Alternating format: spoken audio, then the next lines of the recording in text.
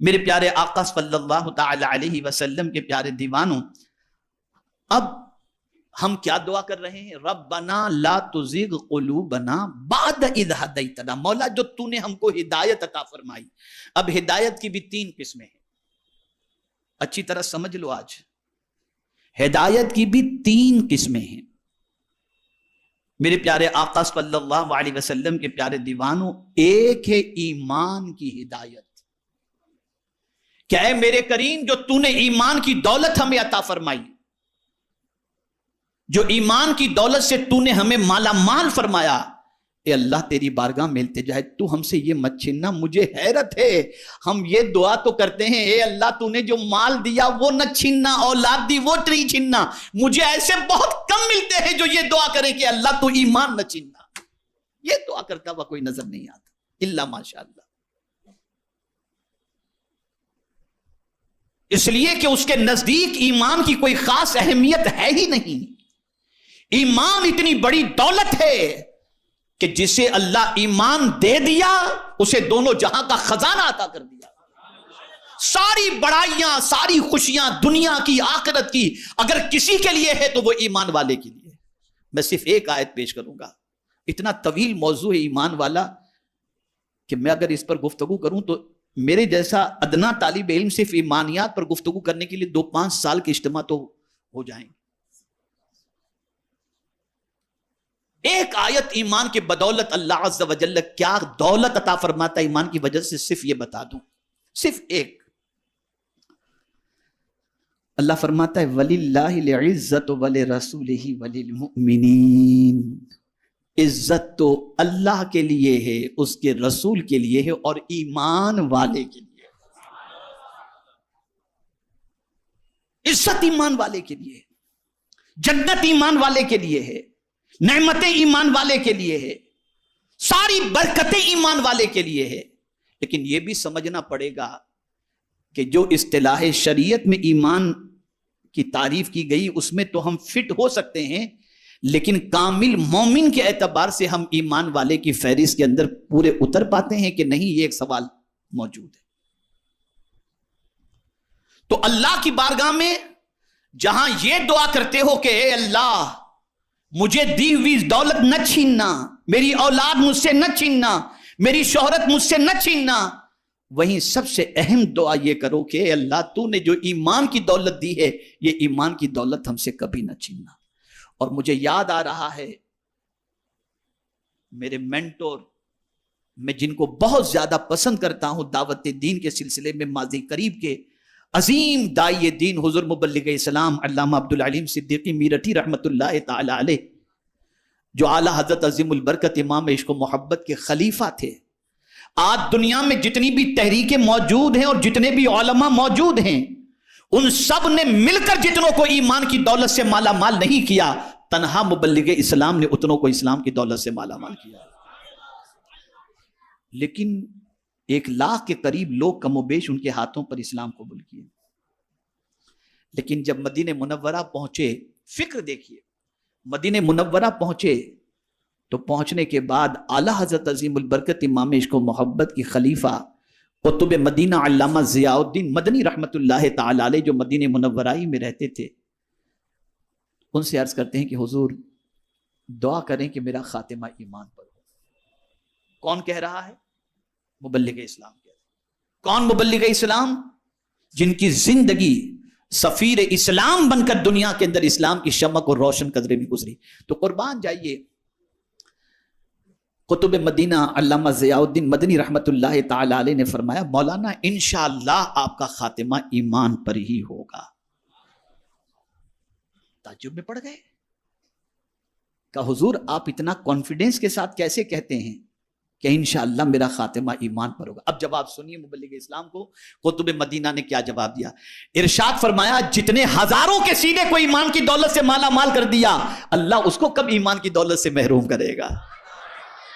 کہنے کا مقصد یہ ہے کہ وہ لوگ بھی ڈرتے تھے ایمان کے سلسلے میں، اسی لیے حضور صلی اللہ علیہ وسلم نے ارشاد فرمایا خاتمے کا اعتبار ہے.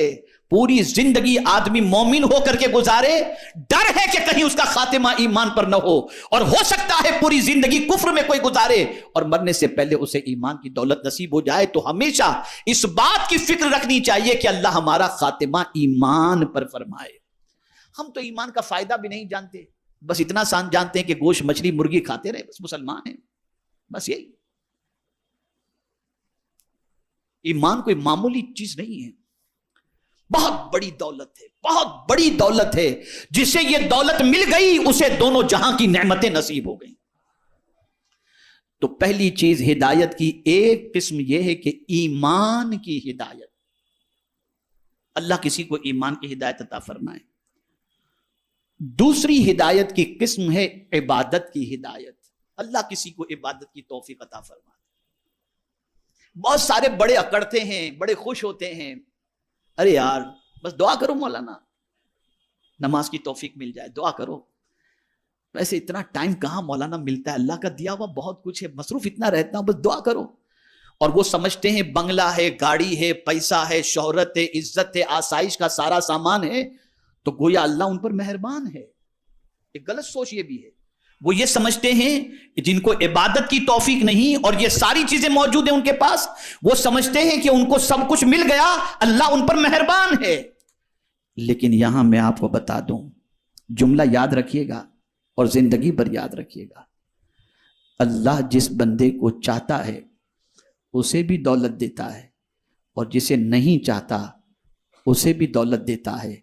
لیکن سجدے کی توفیق تو صرف اسی کو دیتا ہے جسے وہ چاہتا ہے.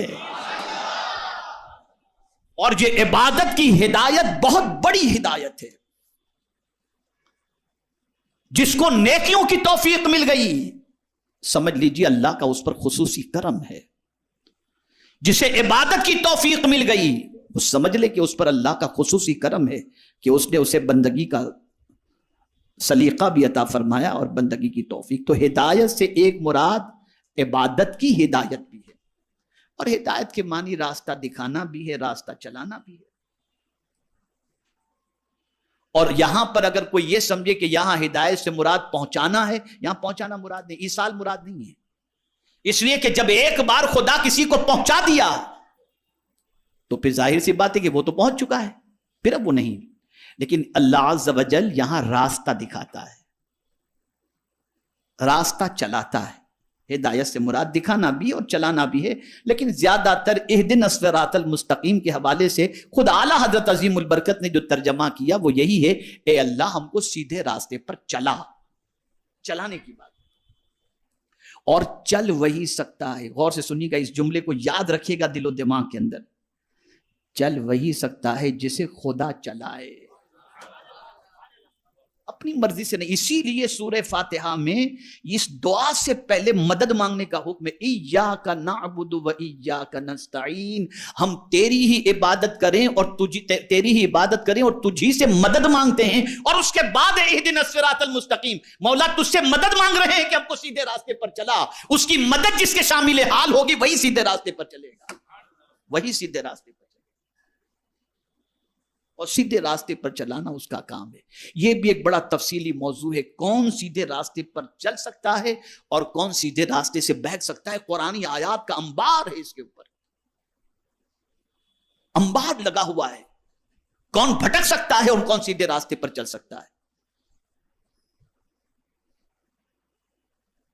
وہ ساری صفتیں جس سے انسان بہک جاتا ہے اس کا ذکر بھی اللہ نے قرآن میں فرمایا, اور وہ ساری صفتیں جس سے انسان سیدھے راستے پر چل سکتا ہے اس کا بھی ذکر اللہ عز و جل نے قرآن مقدس میں فرمایا. تو عبادت کی ہدایت, یہ جو دعا ہم کرتے ہیں نا, لا تزغ قلوبنا بعد اذ ہدیتنا, اس میں تینوں چیزیں شامل ہیں. پہلی چیز ایمان کی ہدایت, کہ جو مولا تو نے ہمیں ایمان کی ہدایت عطا فرمائی ہے, اب ہمیں گمراہ نہ کرنا, ہمارا دل ٹیڑھا نہ کرنا. اور یہ بھی مراد ہو سکتا ہے کہ مولا تو نے جو ہمیں عبادت کی ہدایت عطا فرمائی ہے تو ہمارا دل ٹیڑھا نہ کرنا, گمراہ نہ کرنا, یہ عبادت کا ذوق و شوق ہمارا باقی رہے. اور تیسری قسم معاملات کی ہدایت, لین دین, تعلقات, لوگوں سے سلوک, یہ بہت بڑی چیز ہے.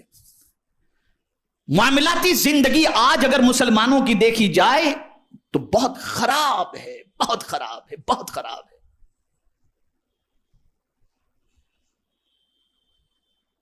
اس لیے فاروق اعظم رضی اللہ تعالیٰ عنہ فرماتے تھے کہ کسی انسان کو پہچاننے کے لیے صوم و صلاۃ کو نہیں، معاملات کو دیکھو کہ معاملات میں وہ کیسا ہے۔ تو اللہ اگر کسی کو معاملات درست کرنے کی ہدایت عطا فرما دے، مثال کے طور پر سچ بولنے کی، وعدے کی وفا کرنے کی، حسن خلق سے پیش آنے کی، اسی طریقے سے کسی کی خیانت سے بچنے کی، یہ ساری توفیق عطا فرما دے تو اللہ عز و جل کا اس بندے پر خصوصی کرم ہے۔ میرے پیارے آقا صلی اللہ تعالی علیہ وسلم کے پیارے دیوانوں، یاد رکھیں یہاں پر دعا اللہ کی بارگاہ میں جو کی جا رہی ہے، ربنا لا تزغ قلوبنا بعد اذ ہدیتنا، یہاں تک پہنچ گئے نا؟ اے اللہ، اے ہمارے پالنے والے، اے ہمارے رب، دل ٹیڑے نہ کر بعد اس کے کہ تو نے ہمیں ہدایت دی۔ اور پھر کیا دعا کی جاتی ہے؟ وَهَبْ لَنَا مِن لَدُنْكَ رَحْمَةً، اور ہمیں اپنے پاس سے رحمت، اور ہمیں اپنے پاس سے رحمت عطا فرما۔ مراد یہ ہب لنا، ہبا، ہبا کے معنی کیا ہوتا ہے؟ دینا، گفٹ کے معنی میں ہوتا ہے، کسی کو دے دینا۔ دینے کے دو طریقے ہیں یا تین طریقے ہیں۔ کوئی پیسہ دے، آپ اس کے عوض میں کوئی چیز دیں، سمجھ رہے ہیں نا میری بات؟ کوئی پیسہ دے، اس کے عوض میں کوئی چیز آپ دیں، یہ بیع و شرع کے معاملے میں ہو گیا، لینا دینا، لے بھی رہے ہیں دے بھی رہے ہیں۔ لیکن ہیبا کے معنی کیا ہوتا ہے جانتے ہیں؟ ہیبا کے معنی یہ ہوتا ہے بغیر معاوضے کے کچھ دینا، لینا کچھ بھی نہیں، بغیر کسی معاوضے کے دینا۔ تو بندہ اللہ سے کہہ رہا ہے ربنا ہب لنا من لدنک رحمہ، ہمیں رحمت عطا فرما بغیر معاوضے کے، اس لیے کہ تو رحمان و رحیم ہے۔ اور ایک رحمت بغیر مانگے تھوڑی اس نے دی ہے۔ پانی ہم نے نہیں مانگا بغیر، آسمان ہم نے نہیں مانگا بغیر تقاضے کے، اور ہم سے معاوضہ۔ آپ سوچئے نا، سانس بھی تو رحمت ہے نا، لیتا ہے کچھ پیسہ اللہ ہم سے؟ یہ اللہ عز و جل سے ہم یہ کہہ رہے ہیں کہ مولا ہمیں عطا فرما، دے دے۔ میرے پیارے آقا صلی اللہ تعالی علیہ وسلم کے پیارے دیوانوں، ہمیشہ دعا کے اندر اس چیز کو آپ قرآن کے اس پہلو سے دیکھیں گے۔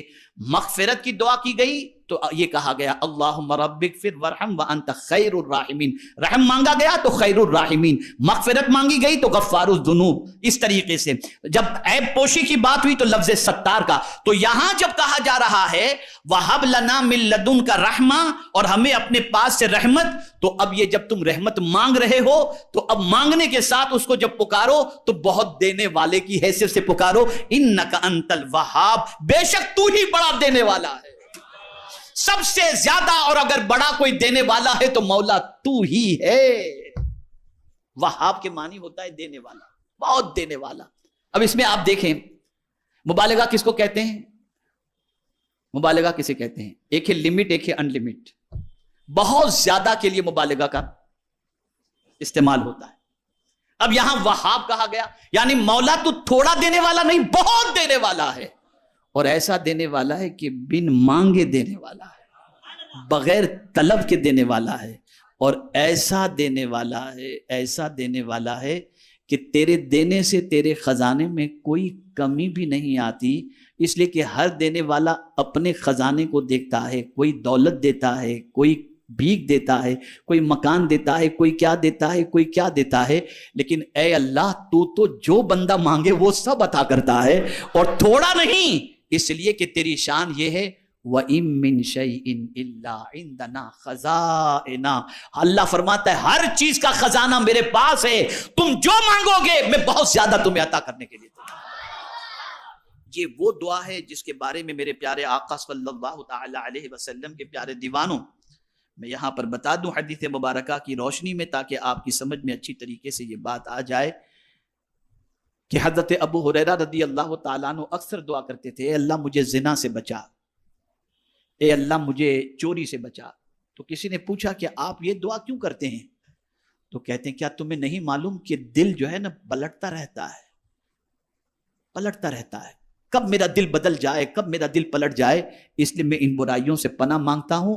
اور پھر وہ کہتے ہیں کہ میں نے حضور کو یہ دعا مانگتے ہوئے دیکھا، ربنا لا تزغ قلوبنا بعد اذ ہدیتنا وہب لنا من لدنک رحمہ انک انت الوہاب۔ یہ اتنی عظیم دعا ہے کہ اگر کوئی اس دعا کو کرے اور اس دعا کا ورد اپنی زندگی کے اندر شامل کر لے تو اللہ تعالیٰ اس دعا کی برکت سے اس کا خاتمہ ایمان پر فرمائے گا، اور اللہ تعالیٰ اس دعا کی برکت سے اسے ایمان پر ثابت قدمی کی توفیق